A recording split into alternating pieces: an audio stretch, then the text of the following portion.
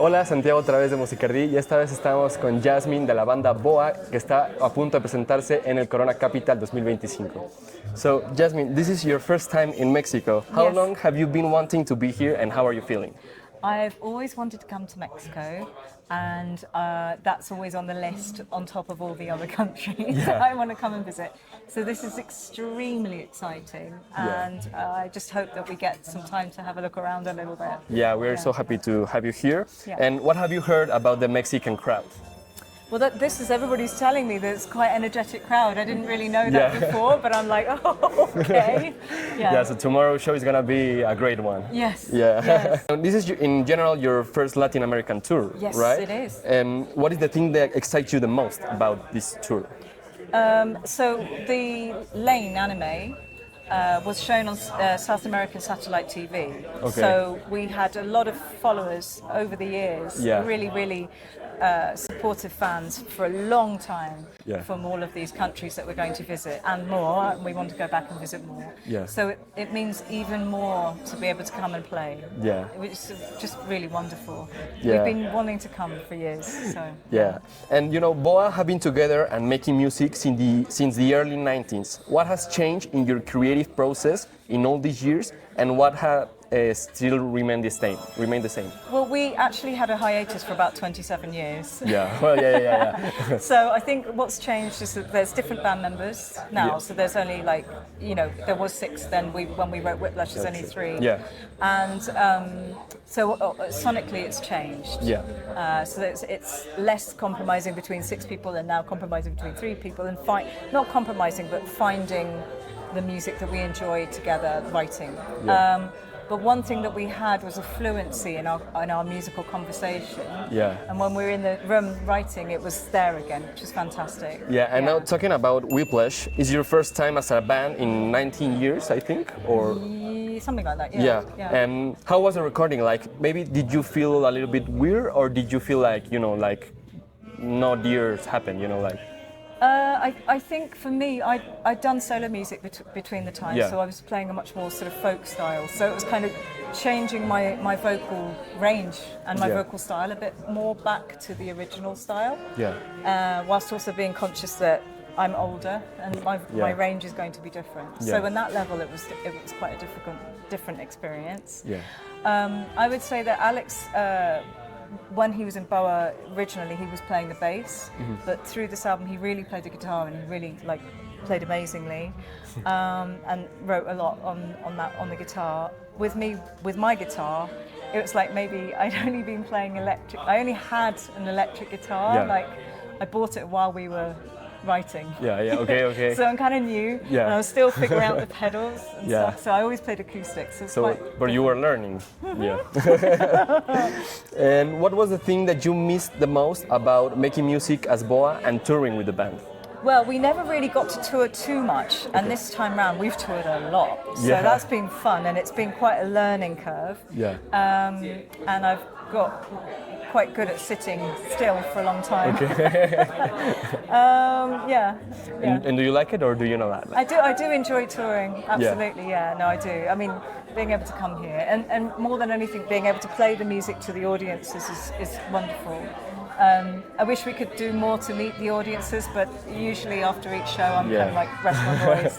Yeah, of course. That kind of thing. Yeah, and I saw in an interview that the song Shadow from your new record is inspired a little bit by the death of Sinead O'Connor.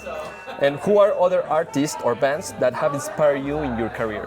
So Sinead O'Connor passed away during the recording or just before, and I was still writing the lyrics. And I was really thinking about some of the things that she'd said. I think she'd quoted somebody else saying, what you bury might just grow. And it made me really think about, trying to, when people are oppressed, and that they'll find a way to come back. And I thought that was a really lovely sentiment. And I think it's important, not to be political, but I think it's important to remember that there's still always hope.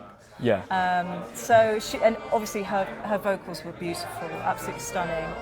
Who else has inspired me? My God, so many musicians. Yeah. Always, yeah. But I would say with Whiplash, we were kind of thinking about The Cure and Susie and the Banshees and New Order and those kinds of bands.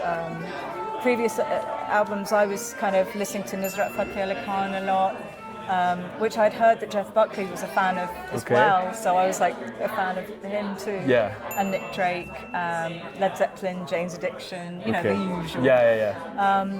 But I'm really looking forward to seeing some of the bands over this Corona Capital. So Deftones, like Queen of the Stone Age. Yeah. There's so many. Yeah, and you know, talking about Corona Capital, it's probably, you know, the biggest festival in Mexico. So I want, maybe you've already answered the question, but if you have to make your own lineup for a festival, what bands have to be there? You know, like the Boa Festival, what bands have to be there? I don't know. No. Pressure. Probably the ones I've mentioned. Yeah. I don't know. I want to think of newer people because I think it's important to platform a lot of people. And of course, I can't remember a single one, so that's great. So now I look really obnoxious. So good. No, don't worry. But okay, continuing with Whiplash, if you have to describe the album in one word or sentence, what would it be? Whiplash. Whiplash. Yeah. It's perfect. And no, because the musical experience of being a musician sometimes is being like the film, you know, it's like you're being pushed. When you're learning, when you're rehearsing and you're learning and you're always striving.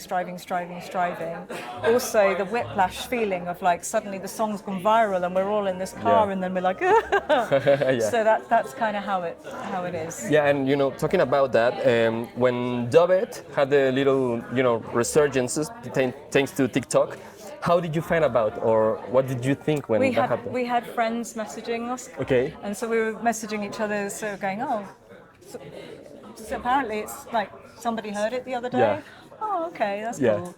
Oh, somebody else heard it. Oh, that's weird, because somebody else heard it, and it was like, it's kind of doing quite well, isn't it? That's nice, and just didn't really think about it at first. Okay. And you know, in another interview, I saw that you said that now bands and artists might consider the digital world during their creative process. Do you think that applies even to groups that were formed before this digital world? Yeah, I think so. Well, they don't have to, but if that's how they consume the world, then it's inevitable that it's going to come through into their music. And I think a lot of people are saying don't be afraid of it, but I think there is an element to be afraid of. But there's an element to be really excited about. And for us, you know, our music would never have gone viral if we didn't have a digital platform. So, sure. you know, that's the truth of it. So we're very glad of it. But what we're really glad about is the fact that the humans took over. You know, they were like, right, we want to see you live now. We're like, okay, well, we can deliver. And you know, I think that's, you know, like a message that music can be timeless. You know, like today a new song can be viral, but also a 90s. No, absolutely. Which is kind of why I think about when you're saying who would I have at a festival. That's really playing into my mind, because would you have old bands or new bands and I think you really want to have a lot of new bands because we want to really encourage that too. So again, my brain is thinking, and I'm thinking of some of the bands that supported us. So we had Dream Ivory, they were freaking excellent. We had Rock Hit, we had Kandar. So some of those bands we would definitely have in our festival. And our musicians as well. And would you say it's easier or harder to be a band in the present or in the 90s? In the 90s, I was in my early 20s. Okay. I can't remember much of it. Okay. So you don't remember if it was hard. And I don't know if you also like remember, you know, like that time, but you know, in the United Kingdom during the 90s, it really felt that any English band had to be involved in Britpop. But you are one of those examples that you didn't have to be involved. No. But you didn't they get involved. Want us. No, okay. I was gonna ask you that if that was like, you know, like you didn't want to be there, or. I think there was an element that we wanted to be different. We were part of a different sort of culture, which was the do-it-yourself kind of culture. My band was a band that was fronted by a woman. I'm not white. I would say that in the 90s, I don't know, I don't think that would have worked so well. I'm not really prepared to you know, and so, yeah, I think, without sounding really cynical, but at the same time, there were amazing music in the 90s. We were very lucky. That was a good time. So. Yeah, and also, you know, like famous bands like Radiohead were not involved in Britpop. Yeah, and PJ Harvey. And, Yeah, exactly. Yeah, amazing absolutely. artists. Yeah. Yeah. And what advice would you give to your younger self or any starting band?